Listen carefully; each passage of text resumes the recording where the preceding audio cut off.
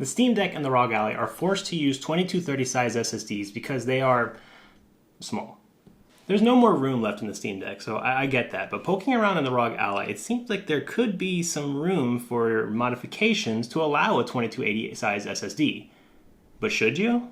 I mean, technically the port could handle any Gen 4 NVMe SSD, but there's usually a very good reason why they choose 2230 in sizes like this. And yes, size does matter, but I think it's mostly because of heat issues, which doesn't really matter in a desktop computer, but in a small form factor like this, every little bit of heat matters. The ROG Ally and the Steam Deck are made to handle the heat that it knows it will pump out. So putting in some random high-powered SSD could overheat the thing, but I still kind of want to do it. So from here on out, this video is unscripted. I don't even know if this will work or if this is even a video worth making. But as a quick disclaimer, do not do this.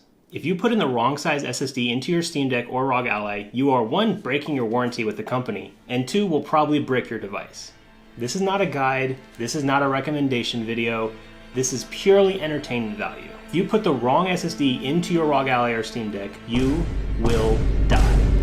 So anyway, if this does work for me, I'm going to keep the SSD inside for as long as I can to see if it has any negative effects on it over the coming months. I'm fully expecting to brick my device here, but I am here to serve my audience with some stupid shit, so here we go.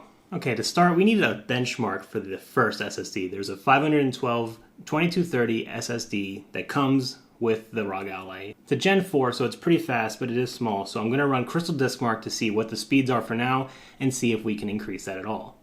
And while that test is running, let's talk about the drive I chose to replace it. So this is the P3 Plus, PCIe 4.0 M.2 2280, so I don't know if it's going to fit. I specifically chose this one because this is one of the earlier Gen 4 models. It's not like 10,000, 12,000 speeds. It's nothing crazy. And there are probably more Gen 4 drives that are lower temperature, but I had this on hand and I'm not trying to go out and buy something just to brick my device. So the P3 Plus will have to do. I'm hoping for the best. I'm hoping it doesn't put out too much heat. But if it does, I do have some extra stuff here. These are thermal pads that I have left over from a previous heatsink I bought for an SSD. So definitely going to go on there because we need to work with some of the heat. So I have 3 of those. Hopefully don't need 3. I think 2 will be enough. And of course there's not going to be a screw to tie it down. So, you know, we got we got electrical tape. Look, this is jank, okay? Don't do this. I'm telling you, do not do this. I don't know if it's going to work. I want to just tape it down. And, you know, in the past, I've been guilty of losing an M.2 screw or 2 and then just using electrical tape to tape it down. It's fine. It's not really ideal, especially in a portable system because it's probably going to come loose. You know what I mean? If there's no way to screw it down, it's going to come loose. In a desktop PC, you can probably get away with it. But in a portable, it might come loose. So we're going to be extra careful. And if any part of this is touching any other part of the system, there's a good chance that we could brick the device or we could short something and it just won't turn on. So I'm going to do my best to keep everything segregated. Okay, so we got our speeds so far. Those are looking good. 3703 for the read and 1759 for the write. We'll see if this goes faster. I don't care if it does. It's mostly there for storage. I have a 1 terabyte drive just because it's what I had kicking around. You know, if I was actually going out of my way to do this, I probably would have bought a 2 terabyte one. But this is what I have. So this is what we're going to work with. All right, so we have our read speed. So let's power this off fully. All right, let's see what we're working with. I actually haven't opened this up yet at all. Let's spudger this bad boy open. Okay, nice. We are in, boys. Let's take off this little tape. All right, so we've got our SSD right here, and if you can see, it is very small, but look, whenever I saw this originally, doesn't that look like that could fit? Like if you really just maybe make a little modification, just a little, I don't know. We're gonna see.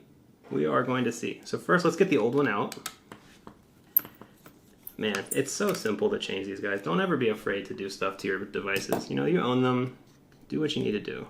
We've got our SSD out. This is the generic one that comes with the ROG Ally. It's a Micron SSD, Gen 4. Okay, all right. So the goal here is to get this in here. Now, I'm wondering if it can go under this. And I might have to cut some plastic. Okay, like we're cutting some plastic here. I don't know if it'll work.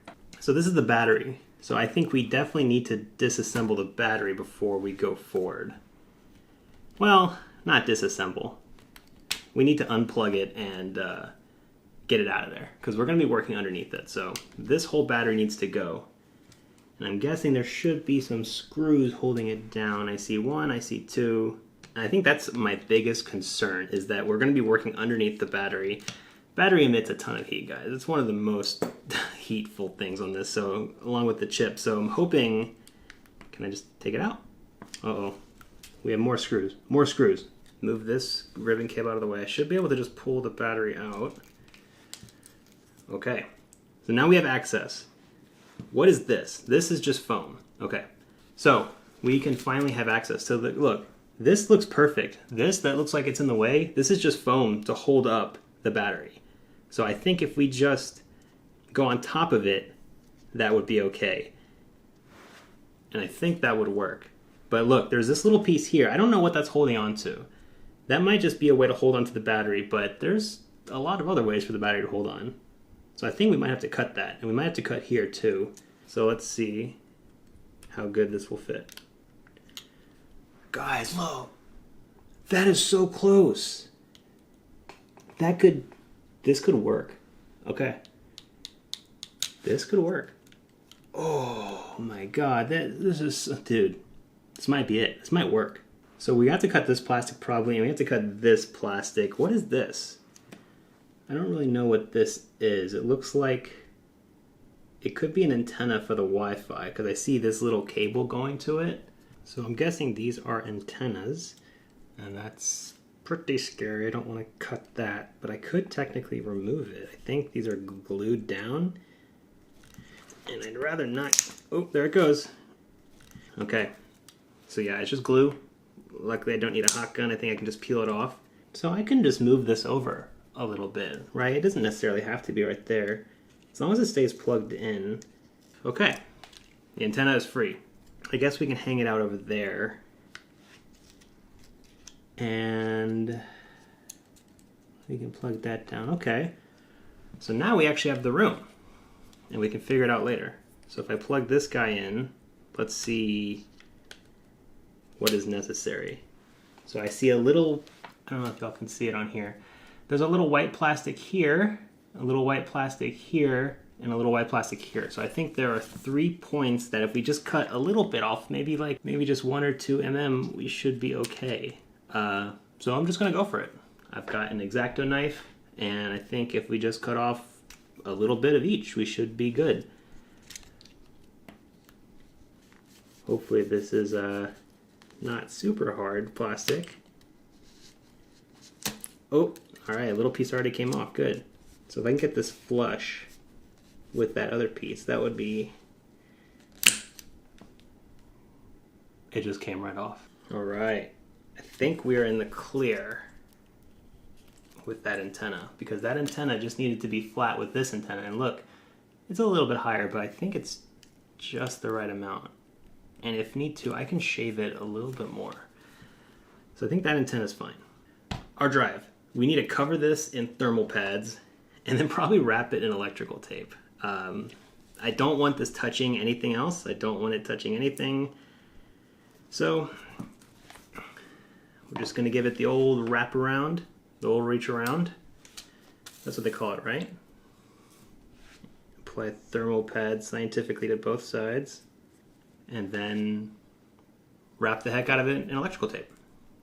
And then I don't think I have to tie it down.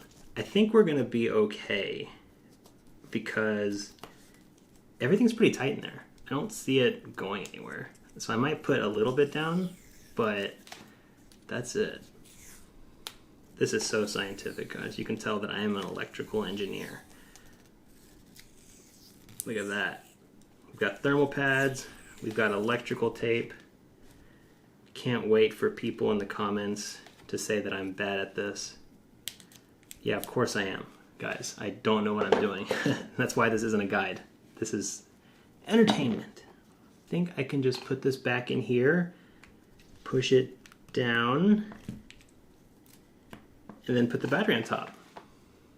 Let's give it a shot. I don't know. I'm not going to screw everything in just in case, but I will kind of place everything in for now. So that battery is, look at that, it's down. It's in. All right. let's reconnect the battery. All right, the battery's tied down, the battery's plugged in. Let's do this. This is a real test, a first try. Everything's clipping in, that's a good sign. Let's tie the big boy down just to get some leverage. Okay, everything looks good. Will a 2280 sized SSD work in the ROG Ally? Fingers crossed.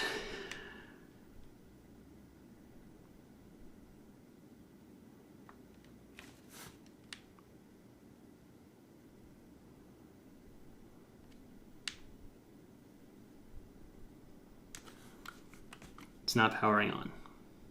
Oh, I think it's because we unplugged the battery. I think when you unplug the battery, you have to plug it in to turn it back on. Oh, yes. Okay, yes. Let's go. Okay, so just whenever you unplug the battery, you need to plug it back in. It's not dead, but that's what happens. We got boot, but we need to go to the BIOS and see if we can cloud recovery and reinstall Windows. So let's see what it does. Will it go to BIOS? Okay. This is all good signs. Just go to BIOS. Go to BIOS. Detect it. There it is. Right there in the storage. Let's see if you can see that. PCIe Bus 9, device type NVMe SSD, 1000 gigabytes, so 1 terabyte. So it is detecting the drive we put in. So all we have to do now is cloud recovery, which is fantastic. And then I'm going to run through some tests, some speed tests and some temperature tests to see if we see anything. I'm fully expecting something to shut down. I think it's going to get too hot. I think even with the thermal pads, even with the electrical tape, I think something could happen. We're just going to give it a shot. So right now I need to reinstall Windows and then we'll be back. So after like an hour of cloud recovery and having to re-download Windows 11, I'm finally back at the Windows 11 home screen. Went through the setup. I'm in. That's a good sign. I mean, already working. I didn't have any issues during setup, so it seemingly is going okay. So far, I'm not seeing any difference. Everything's looking pretty good. Just to prove that I switched the drive, because I know there's going to be some naysayers, you can see right there, it says 930 gigs. So the 1 terabyte drive is still in here. We have the old drive right here. It doesn't feel any hotter just sitting here. It doesn't feel any heavier really. I mean, the drive's not that big a difference. So let's go with a crystal disk mark to see what the speeds are. I'm guessing it's going to be about the same as the last one because this is a Gen 4 drive and it's also pretty good. So we'll see. Maybe we'll get better speeds. Okay, the results are back in and it's pretty good. The read speed we got was 5157 compared to, what was it, 3700, 3400. So that's a considerable increase, and the write speeds are 3644, also a considerable increase. So the speeds don't matter as much unless you're using the computer for like everyday stuff, because reading a game is gonna be quick. So this might load a game, I don't know, half a second to 1 second faster than the old drive, but that just proves that it is faster. So it's a better drive, it's faster. You're not going to see any increased performance in games or anything, but it's working. It's pretty good. I don't see any issues. So let's get a game going and see if we have any overheating or any issues like that. Okay, so everything's good now. I've got everything updated. I got a game downloaded. I'm happy to see this because I was a little worried the Wi-Fi wasn't going to work because I messed around with that antenna, but it works now. So everything's good. So let's go ahead and give this game a shot. So we have Elden Ring installed on a 2280 SSD in the ROG Ally. Nice. Okay, so this is at 1080p on turbo, and it seems to be working just fine. I've got it at 120 hertz. Obviously, it's not going to run that high. It's Elden Ring at 1080, but we're at about 47 FPS.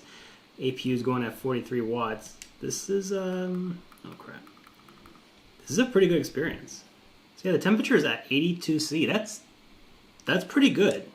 Like that's fine. That's not hot. That's not cool. That's about what you'd expect running at turbo. And our APU is running at 30 watts.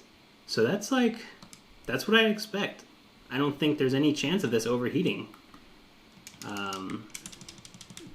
That's about right. So I'm pretty happy with that. I'm pretty happy with the results. I think this proves that it's while technically possible, you know, we don't know about the long-term effects of doing this. We don't know if it'll short out stuff later on. We don't know if, you know, the 2230 SSD drive has a 3-watt maximum, and this one has a 9-watt maximum. So who knows if this will actually drain your battery faster. You know, in theory, it actually should. It'll drain it a little bit faster. And in theory, it should put out more heat as well. Maybe not so much, especially with those thermal pads and everything, but it is something. It's considerable. Considering this is for gaming and not like, you know, transferring terabytes and terabytes of data from one drive to the other, I don't think the temperature is going to be a problem. Like we're running right now and it's at 81C. This is at 1080p on Elden Ring on Turbo, which is like a very demanding game. So like I think it's good. I think we're in the clear. I think this proves that it should not be done, but that it is possible. I'm pretty satisfied with that. So as a disclaimer again, guys, please don't do this. This is not something I think you should do. This is not a guide. This is not a recommendations. This is stupid. You shouldn't go against what Asus tells you in your device. It's just, they know best, honestly. So, but as an entertainment person on YouTube, I'm going to keep it in. I'm going to tie everything up, and I'm going to use it normally from here on out. And then if anything bad happens, I'll make an update video. And if nothing happens after, I don't know, 6 months, 3 months, I'll make another video to see what the experience was like. So get subscribed if you don't want to miss the update. Thank you so much for watching. Like the video if it brought value to you. My name's Jason. Thanks for watching.